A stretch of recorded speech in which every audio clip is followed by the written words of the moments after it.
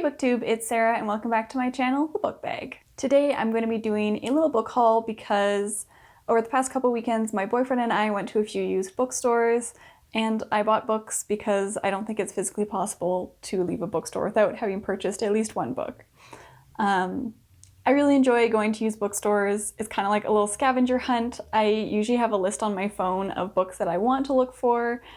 I don't often find those books on my list, but the hunt is part of the fun, and I always end up finding some other cool book that I hadn't really been looking for, but ends up being something I'm interested in. I also like going to used bookstores because even though I work at a bookstore and get like a pretty good discount, it's still nowhere near as good as buying used books for my wallet. You know, they're usually like 50% off the cover price at least, so that's excellent. And it's also good for the environment, you know, not printing new books, instead just reusing. So, 2 thumbs up from the environment and my wallet.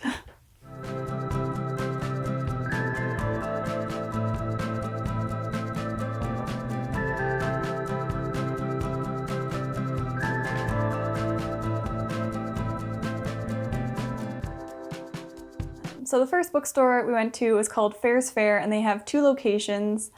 They have so many books. The one that we went to this time is like their warehouse location, so it's just like there's so many books. And they recently, I think they bought the unit next to them. They like took out a wall and now there's all this extra room for so many more books, and it was amazing. We spent like 2 hours in there and we completely forgot to film anything, but I do have some footage of us at the other Fair's Fair location last summer, I think. No. And so we have some footage that we never used in a video.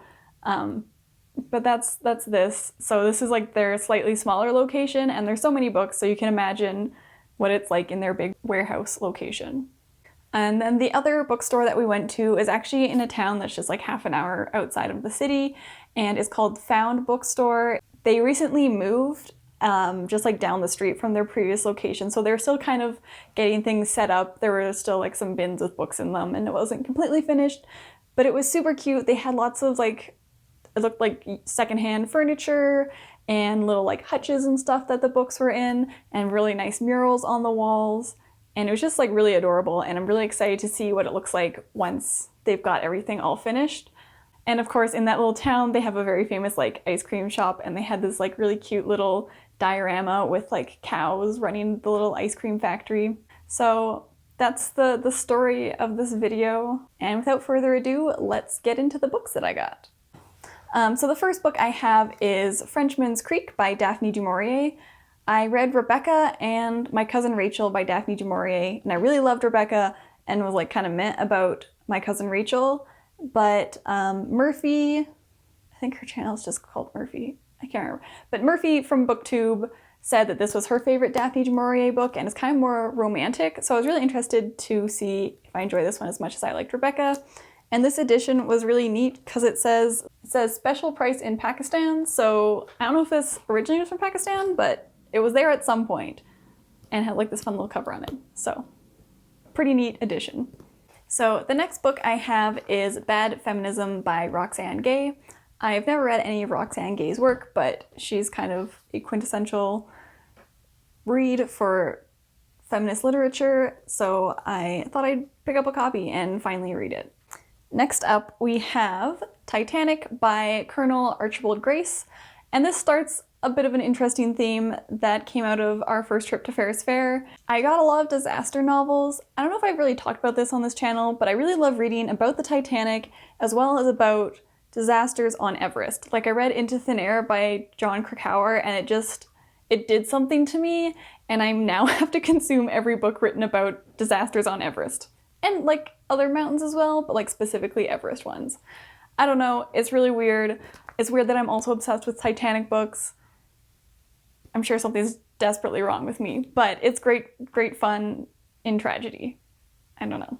But yeah, so this is a first-hand account from one of the survivors of the Titanic. I think I have an anthology that's got like several people's stories from the Titanic, and I don't know if it's this whole thing, but like, or some abridged version of this is in that. But I didn't have this like standalone, so I bought it. Continuing with the disaster theme, I have The Other Side of Everest by Matt Dickinson. So this is about the disaster that struck in 1996, which is the same disaster that Into Thin Air is about. But this is by a filmmaker who was climbing up the other side of Everest the same day, I think, or at least the same month when the disaster struck. So it's kind of interesting to see something from literally a different perspective. And yeah, I don't know, it's just interesting seeing all like the different sides of that story, because I read 2 or 3 different books of different climbers who were caught in the storm, and this might be interesting to see a bit more of an outside perspective where he was not as involved. Up next, we have another Titanic book, Shadow of the Titanic, The Extraordinary Stories of Those Who Survived by Andrew Wilson. Oh, it's about... It was on my list of books to buy, so I bought it. This is written by a journalist, and it looks like he did a whole bunch of research, and it's the story of the Titanic. Yep, they're all like that. They're all about the Titanic. And then the last disaster and the last Titanic book is Titanic Survivor by Violet Jessop. So she actually survived both the Titanic and the Britannic ship sinkings, which is absolutely wild. So she worked on both of the ships and managed to survive them even though they both sank. If I were her, I would never step foot on another ship again. I would think I was cursed, but it sounds super interesting. It's edited by someone else, but it's all pulled from her journals, which were discovered, I don't know when. It says, okay, this is from 1997, so not recently discovered, but at the time they had just been discovered, and I thought this sounded super interesting because that really must do a number on you to survive the sinking of twin ships, of sister ships. And the last book I got, and the only one I actually got from the Found bookstore, these other ones are all from Fairs Fair, is Frankly in Love by David Yoon. And I've read Nicola Yoon's books, and I really enjoyed those. I've heard like very polar reviews on Frankly in Love. Some people really like it, some people don't like it, but this is like super pretty. It's got those lovely sprayed edges. It's got beautiful end papers, and it's also a Barnes & Noble exclusive signed edition, which is wild. So it does have his signature in there. And we don't have Barnes & Noble in Canada. We have Chapters Indigo. So it's just a little wild to me that it made its way up from the States to land in a tiny town in Alberta. So these are the 7 books that I picked up in my wanderings through used bookstores. It was a really fun time, and it really just makes me want to go to more used bookstores all the time. But my bookshelves physically cannot hold more books, so I need to start reading the ones that I've actually purchased. Yeah, maybe I'll make a video about like my collection of disaster books.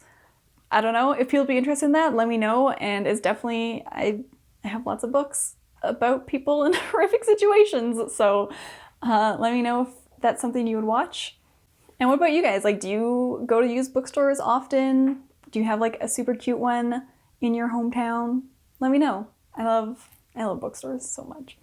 Thank you so much for watching this video. Don't forget to like and subscribe, and I will see you next time.